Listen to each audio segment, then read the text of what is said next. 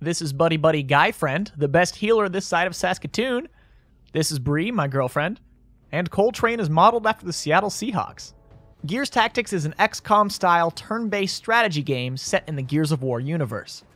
You play as a host of characters, with two bulky dudes at the front of the line, Gabe Diaz, Kate Diaz's father, and Sid Redburn. The game is set 12 years before the first Gears of War game. In classic Gears fashion, a new Locust villain threatens humanity, Ukkon. The only chance the Cog has at taking him down is to assemble a small ragtag army of soldiers found along the way. Gameplay is slow and methodical, but can feel quite intense when you're in the heat of it. Each character has allotted action points they can use to move, shoot, reload, or use abilities. Determining when to use each action is critical to success. If you use the Overwatch ability, setting you up to shoot during the enemy's turn, you sacrifice the rest of that character's action points. So you'll ideally only want to do this when a character is on their final point. Characters like the Sniper can chain abilities together to constantly regenerate their AP. The satisfaction of taking out 4 or 5 Locust in one turn is immense. Fire a shot, fire a chain shot giving you 2 extra AP, fire a fast fingers giving you auto reload, fire ultimate shot regenerating AP again. It's awesome. I quickly learned that the Sniper is a crucial team member. And that's a segue. Each mission will grant you 1 to 4 character slots.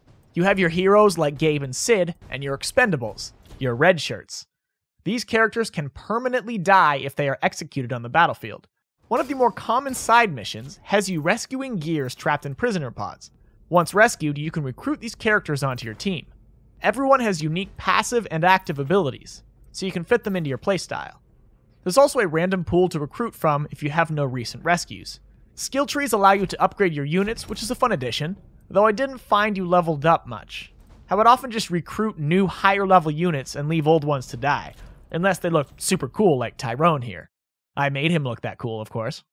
Customization is a major highlight of the game for me. Each piece of armor, which have their own stats and perks as well, can be given colors, material type, and patterns. Even your weapons allow the same customization. It's really cool seeing your custom squad appear in cutscenes. I found myself getting attached to my expendable gears. I will never let you die, Buddy Buddy Guy Friend. Toggleable helmets also change the sound of your character's voices in mission. Neat. Prepare to be impressed. Glove down! You unlock cases for completing missions, and you can find them scattered in the environment. These are not purchasable with real money. Nice to see that for a change. I quite enjoyed planning my path based on where the crates were located. Gears Tactics took me around 30 hours to beat, according to my time played on Steam, so take that as you will. But hold on, Steam?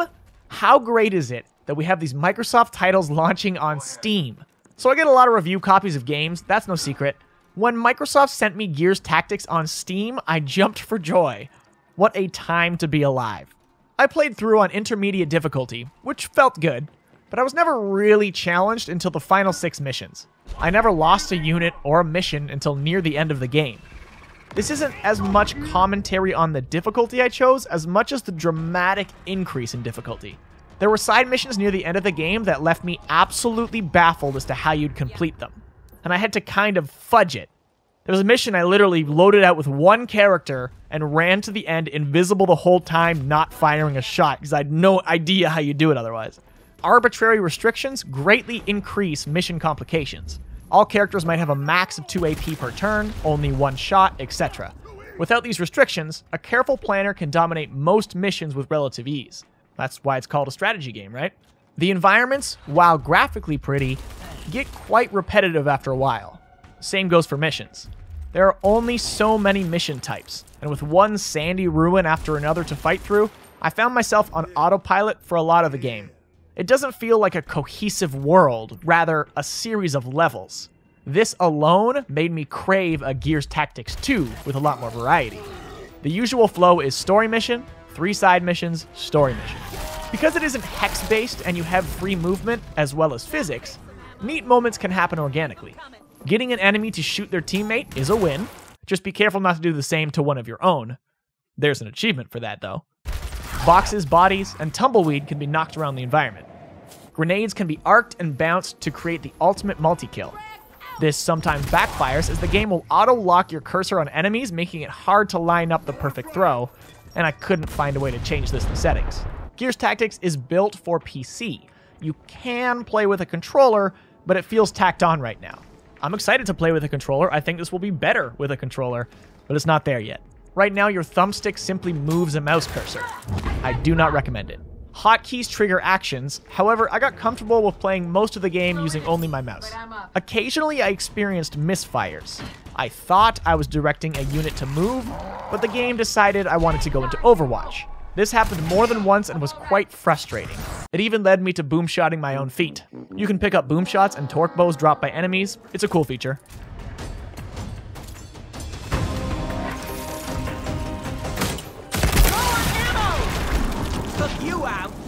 Fog of War means you can only see so far with your units.